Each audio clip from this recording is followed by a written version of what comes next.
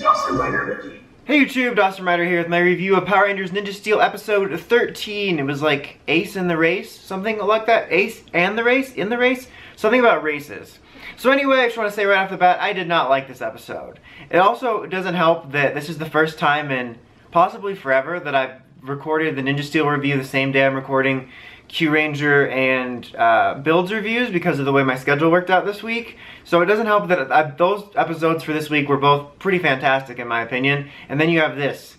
And I've been a little more lenient on Ninja Steel in some ways because I think it's got some cool ideas. And it's, most episodes, even though there's a lot to hate on and a lot that annoys me, there's usually some redeemable quality or another, or they move something along. But this one I just did not like at all. For multiple reasons. I mean, first of all, Victor and Monty did the worst thing they could possibly do, which is be in an episode. But it was basically one of those classic, cliche moral episodes that had a couple different things going on in it, which revolved around, this monster putting a spell on everyone to be competitive during this race and not sportsmanlike, and it gave the actors some bad direction, because I don't think necessarily the cast is really overall like bad actors. That could kind of go for a lot of the Neo Saban era, but they're just given bad direction. But it came off really bad and like overly cheesy. And then you had like this side plot which was sort of tied to it of like Calvin wanting to work with these people they look like, it's like a classic example of Saban has got to be like the most out of touch group I've ever seen, where they have like the most cliche stereotypes of things you could ever think of that were out of date even in the 90s when they were successful with it, but we're still using them. Like they have these straight up like Grease T-Bird people rolling up, and they're like, not only just their look, but the way they act is like almost no, I mean, there might be somebody in the world that acts like that, but it's not a common thing. Like it's weird stereotype, but anyway, it was like this weird over the top stereotype that like Calvin really was admiring or had admired, like their engine fixing prowess. I don't know, car stuff. I think it's boring. Like, I don't know. I don't understand how people can find that fascinating. It's like, oh, I get to do a chore and fix something? Oh boy. No. Anyway, that's a personal note, but like he was like tricked into fixing their engine and find out that they're frauds and they don't even fix their own engine. How awful. They hire professionals? Crap.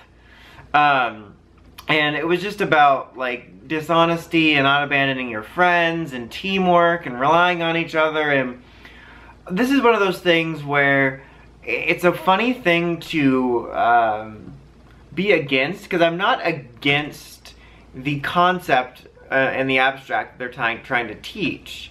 It's just the way they go about it. I mean, Sentai is guilty of it too, of over cheesifying it, but I think Power Rangers even more so, where they do it in a really obnoxious way that kind of talks down to kids on like a level that some preschool doesn't even. And the reason that it annoys me so much is, like, I bring this aspect up because people will say, well, it's for kids, you know, of course you find it annoying. But when I was a kid, when episodes like this happened, Power Rangers or not, it would annoy me. Like, when I felt that they were trying to talk down to me and teach me a lesson, it made me mad, and almost at the opposite effect, and it made me not want to listen to them because it pissed me off so much. And this is when I was a kid. I'm not even talking about now. And that's why it annoys me so much now, because even when I was little, I knew what they were doing and it bothered me, because there's ways not only to get the message across without talking down and forcing it, and like make the plot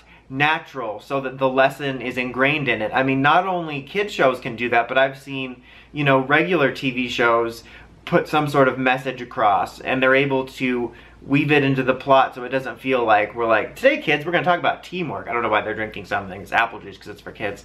No, but like, that annoys me. But also, Power Rangers most of all, especially recently, does this thing where they teach the lesson of teamwork as if you are absolutely incapable without other people.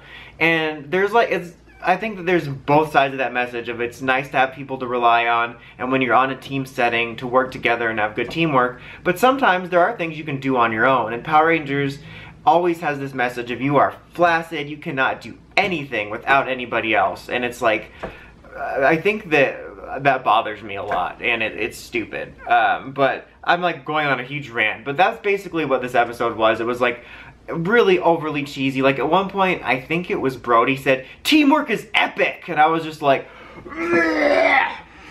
it was just, it was pretty bad. I did not like it at all. There wasn't a lot redeemable in this episode for me, so I don't want to go on too long about it. I'm just gonna end up ranting, and I don't even remember if there was any like tidbits or scenes that further advanced any of the main plot, because it's actually been longer than it usually has before I record these. But on the whole, the episode was not enjoyable for me. I think next week might actually be interesting, because there's an interesting element of the way they're introducing Chosettes, which I think is kind of cool.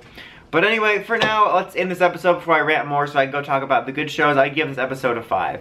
So until next time, don't forget to like, comment, subscribe. It's Awesome Writer, signing out.